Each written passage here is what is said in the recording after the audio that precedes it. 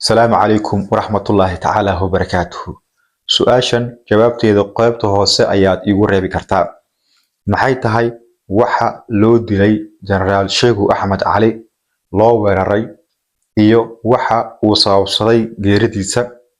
هل كان أيان كولا وداقيا هاي الشيء وحا مركو ركاع عصانيا إناد مقال كينا سيوغو بيسو وعاد عدالة أهيلسو إسلا مركا أنا أكمد نقطو إنتا نقو حرن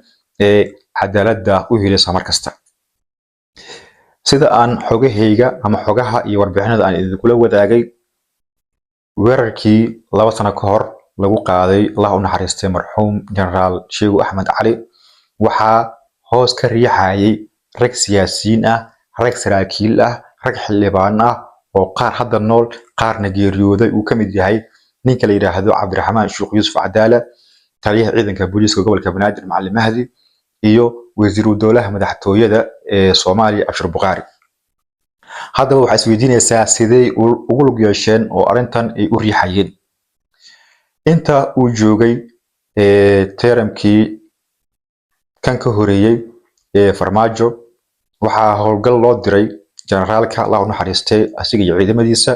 waxayna ka fuliyeen wadada isku xirta Muqdisho ilaa iyo Afgooye Muqdisho ilaa iyo Marko Muqdisho ilaa iyo Lambar Konton waxaa halkaas yaalay isbaarooyin lagu qaadanayay lacag tiro badan dadka lagu dhacayay lagu kusanayay lagu xoogayay generaalka oo ahaa nin dhiiran oo ay ka go'oneed in dalkan iyo dadkan la difaaco ayaa qaatay amarkii madaxweynaha iyo ra'iisul wasaaraha maadaama madaxweynuhu uu yahay taliyaha guud ee ciidamada qalabka sida wuxuuna ku dhaqaaqay fulinta amarkaasi wuxuuna agta mariyay dhammaan jidgooyooyinkaasi qaar ka mid ah rag magacyadooda aan soo gudbin doono ayaa ku lug lahaa oo lacagaha qaar ay u soo dhaceysay waxay ka caroodeen arintaasi koow tan labaad duqeyn ka dhacday Beledoogle oo dowladda Mareykanka ay fulisay ay ka caroodeen iyagoo ku shaabadeeyay in uu Generaal Sheikh ka dambeeyay waxaana maalintaasi maalin ka hor ay ka dib hadlay rag ka soo jeeda mid ka mid ah beelaha Soomaaliyeed sheegayna in Sheikh uu duqeeyay isla markaana ay raaci doonaan kana argudan doonaan waxaana la heli karaa muuqaalada raggaas oo ay ku jiraan rag nabadoon sheeganayay rag uqaal sheeganayay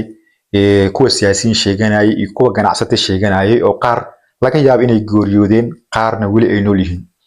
hayeeshee waxaa dhawowday in ay aarsanayaan oo generaalka qaab kasta oo ay ku dili karaan ku dilayaan waxaa dhacday in xilkii laga qaaday kadibna magaaladii uu ku noolaan waayay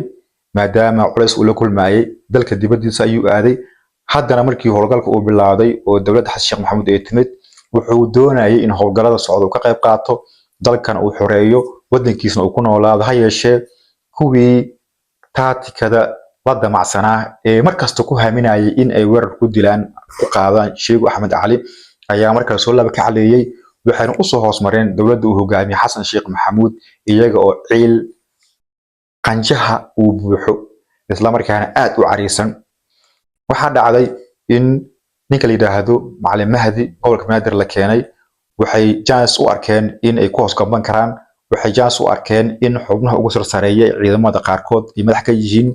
waxayna ogaadeen in Sheikh gobolka Banaadir uu joogo waxayna dejiyeen kaarto socotay dhismaheeda in ka badan 3 sano waxay alifeen kaarta ah in ciidamadiisa waxay dhacaan waxay alifeen kaarta kale oo diidaysa arinta in ciidankiisu ay dhaceen oo ah in lacago uu daabaco ama lacago uu dhaqo marka waxa isweydiinaysaa nin mobile dhacayo sidee lacag ku dhaqi karaa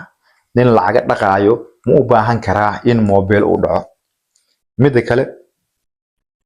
wuxuu u hoos maray madaxweynaha oo ka aamusay weerarka ka aamusay arintii cadaaladda maxkamadda ka aamusay sidoo kalena ka aamusay xukunka dhacay dhagahana ka fureystay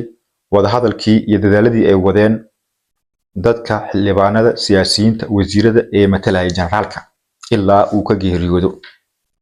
tanna waxay farxad u tahay dadka